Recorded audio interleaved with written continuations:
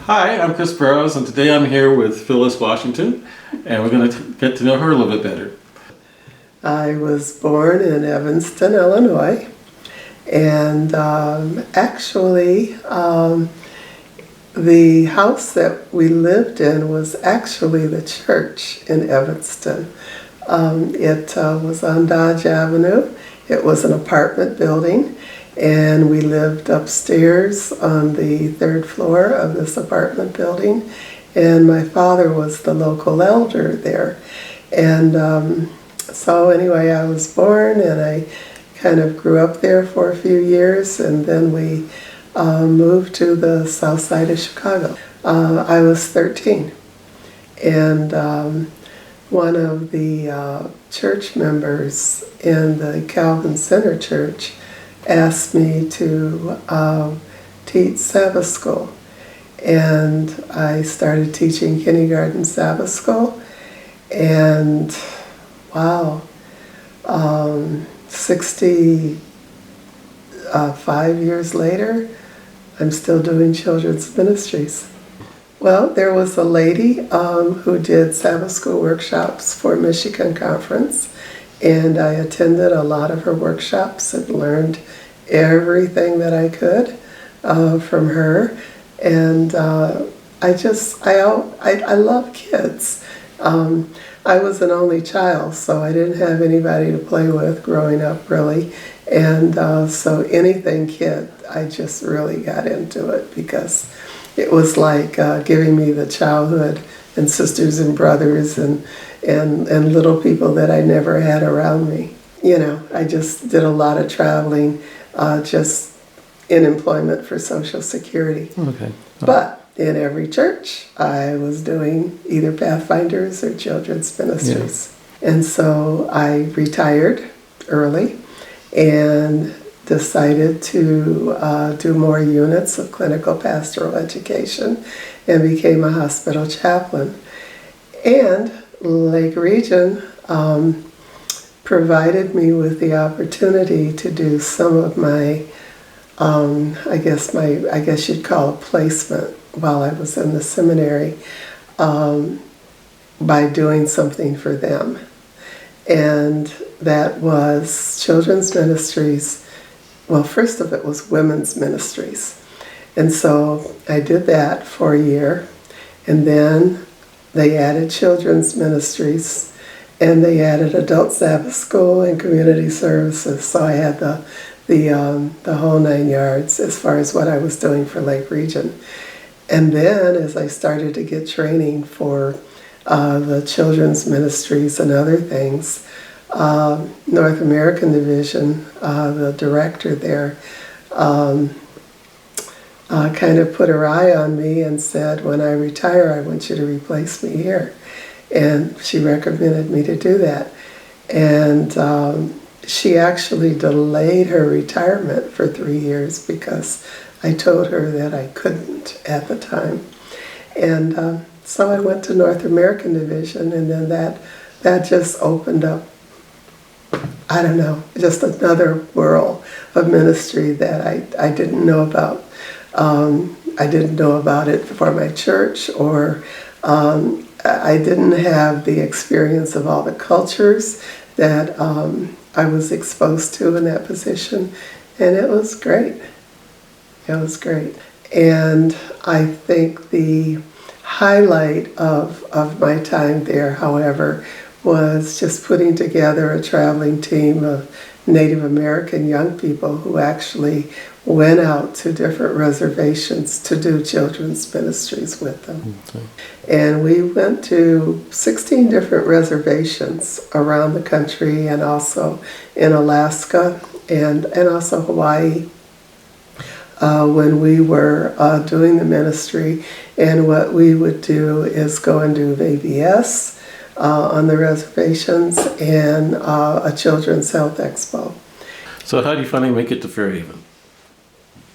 I actually came here 43 years ago when I got transferred from the Kalamazoo office for Social Security to the Flint office, and that's when I started coming to Fairhaven.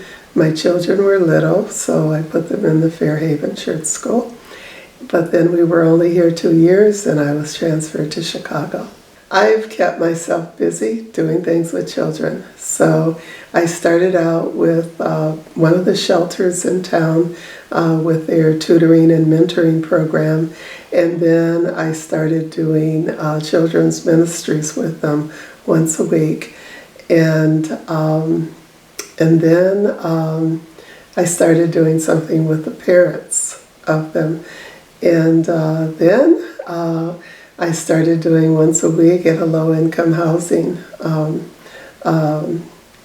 apartment complex and with one of the other members from Fairhaven, and we did children's ministries with those children once a week.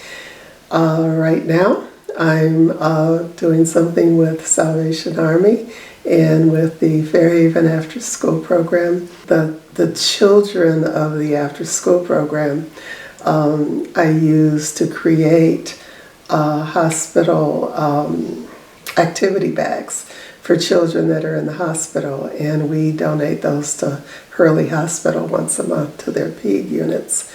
I do, it's kind of a scrapbooking class for the moms that have children or babies that are in the NICU unit.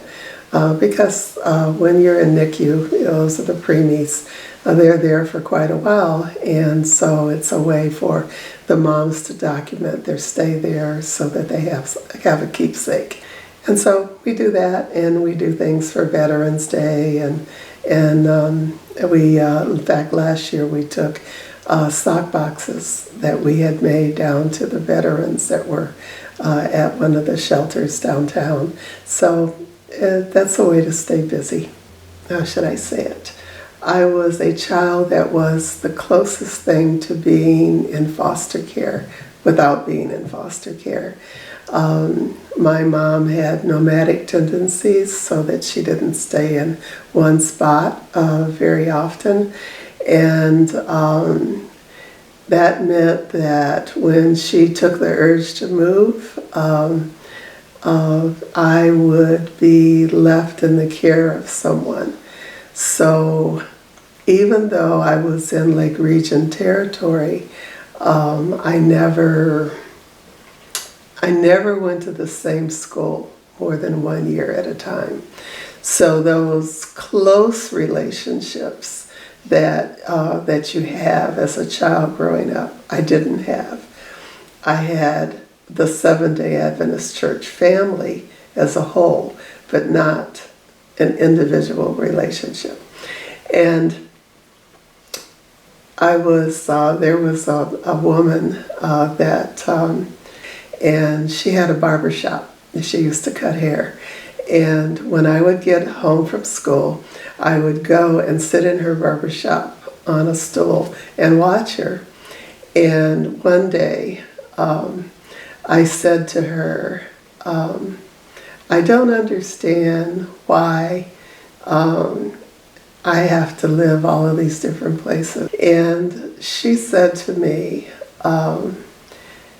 you know, Phyllis, it's happening for a reason, because you're experiencing all that because God has a purpose for you later in life. And you probably will not see it until it happens. And those words, they stuck with me. And I remember when I had just finished my residency for chaplaincy, and I called her up. She was in her 80s by that time. And I said to her, I think I found my purpose. And she said, well, you know, it came true ever since you started teaching that kindergarten class when you were 13. You were just going where God told you to go and doing what God told you to do. And she said, the only thing that you have to do now is just remember who your boss is. And I think that stuck.